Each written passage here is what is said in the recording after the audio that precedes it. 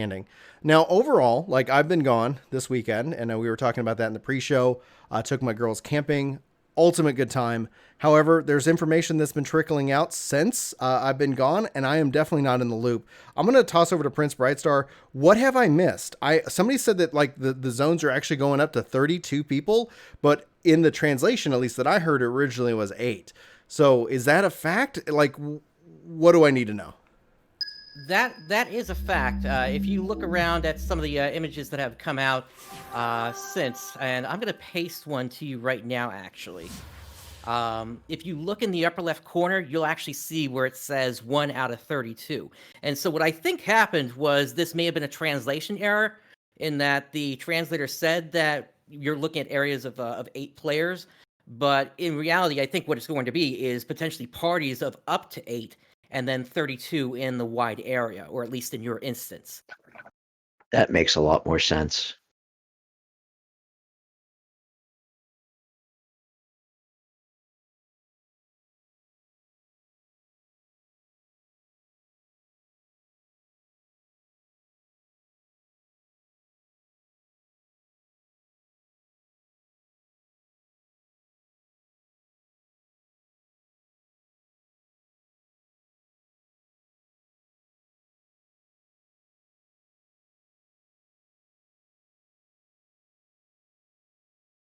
I'm muted. I'm so sorry. All right, let me repeal that. Oh my gosh, I apologize. They can hear me when I mute. I just kind of mute to make sure that the audio, I'm not like smacking in the microphone. Yeah. I do want to say thank you so much to Dark Lander for hitting that subscribe button with that tier 1 sub, and also chat. Let us know if you have any questions as we're talking about this. I want to make sure that we have make this live version as engaging as possible. And if you're watching this later on Ginger Gaming Radio and you want to tune in for live shows, we'll try to get a better schedule for this in the future. But just note you can check it out at twitch.tv/work2game, the number 2, and then we can go from there. Okay, so Prince, like we were talking about the 32 players. Is there anything else that has come out over the weekend that people are looking for?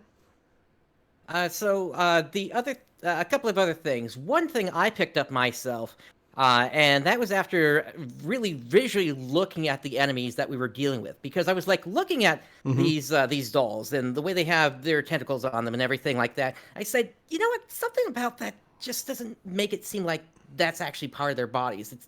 I kind of thought, what would these guys look like if you were to actually peel those armor pieces off? Mm-hmm. And you can actually, if we skip ahead, and I don't know if you're able to I can do move this immediately. anywhere you want. You take me where we're This going. is this is kind of way towards the end in the last video.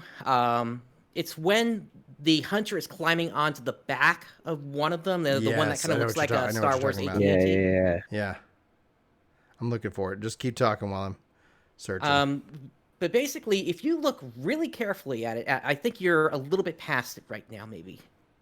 Okay, I think Yeah, you're right. it's a few seconds back from there. Yeah, because he Uh, gets these enemies. Here's the lighter ones. Here's the bigger ones, and then Yep. they get the Actually, bigger. you could even kind of see it as it was stretching its arms there. Basically, that looks There like it a is. bioluminescence fluid inside of it. Oh yeah. And so I asked myself, where have we seen that before? And there's two places. One place is probably not where this is going to be coming from, but the other place would make sense in the history of the series. Um, the place that it doesn't make sense is these guys could actually be a race of chaos. And when I say chaos, I mean Chaos Zero of Sonic Adventure. Oh seriously. Yeah, potentially. I'm Oh saying this yeah, is the this all unlikely pretend. one. Keep in Yeah, yeah. mind. Huh. Well, still that'd be kind of that'd be kind of neat. Yep. But what's more likely is these guys may actually be related to some of the enemies that we saw from Phantasy Star Universe, specifically the Seed. Oh, dude. Oh, You yeah, talking about yeah. I see where universe you're all coming of a from. sudden? Yeah, you talking about universe gets my inner fanboy up, and then also I know there's some legit Fantasy Star Universe fans hanging out in chat right now with us. So be sure to drop a some kind of emote if you want some more PSU. You know, I'm saying the Beastmen. Like they talked about the 4 races, and they didn't show off the Dooman, but it was like I was watching. I was like, oh my gosh, what if they were like, and we're bringing back the Beastmen, something like that from Fantasy Star Universe, where I think that seems to be a fan favorite overall. Yeah, and I was hanging out in your chat on Friday there, Prince Bright Star, after Brian, you ended your Hmm. stream. And I mentioned that to you. I said, well, they didn't exactly say that Dooman were going to be the fourth race. They just kind of said, well, they're here, They're here, but yeah. they didn't say that they're actually going to be the fourth playable race. That's true. At the same time, it's like sometimes these teases are fun. I'm gonna rewind the video a little bit just because it's like it was showing off the combat. Here's what stood out for me the most. I want to gonna go round table and get you guys, y'all's thoughts on what really connected.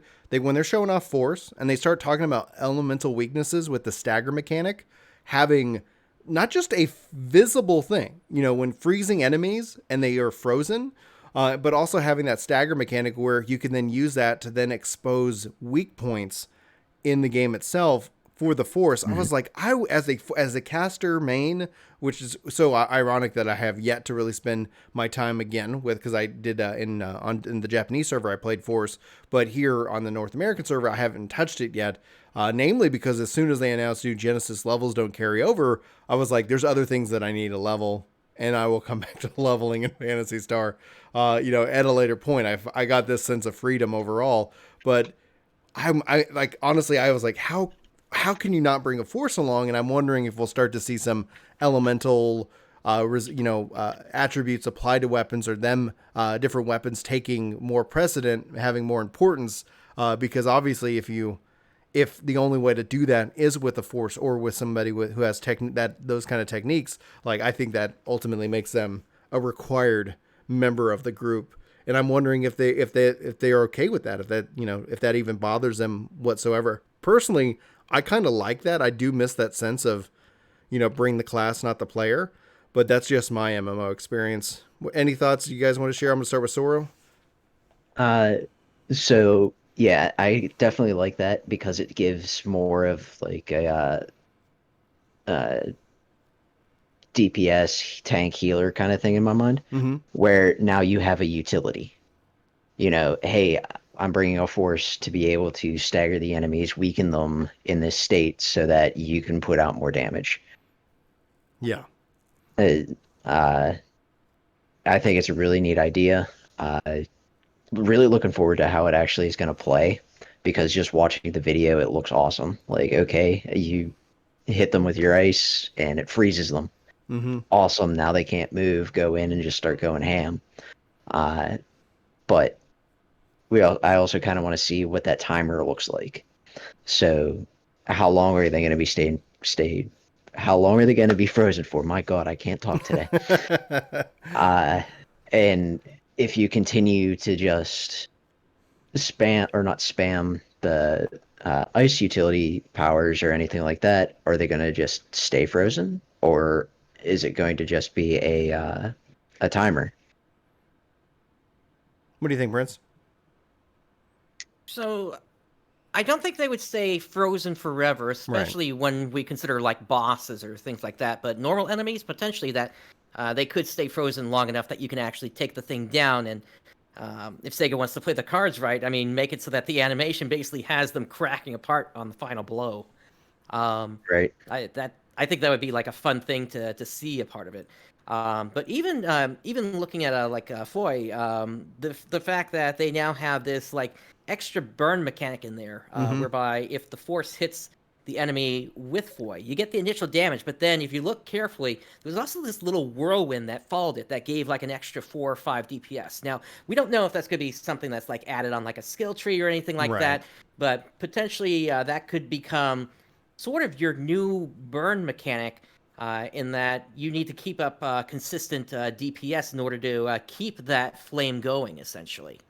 Now I switched over to showing it off because not only is their main like attack essentially kind of that direct line, but that charge attack, especially with Foy, made me think personally as a black mage in Final Fantasy 14. It made me think of that Fire 3 burst, and here's you can kind of see her charging it up right here, and then bursting it out, and obviously yeah, having that little bit of extra damage tick that's a tied to it. And if that is something that is a skill tree based, so that you as a player get a kind of design, like do you want to do more damage? Do you want to add a dot to that damage? It really has me excited. And obviously they're only showing off Foy and Barda right now, which there's there's a lot of magic in this game, and that also ties into, I'm wondering what all they're going to like bring into the magic system as it relates to it. But the force, just in their look, how they're kind of floating right off the ground, like this in and of itself, I'm like, yes, yes, hell to the yes. Like this, oh, I'm sorry, my inner caster nerd,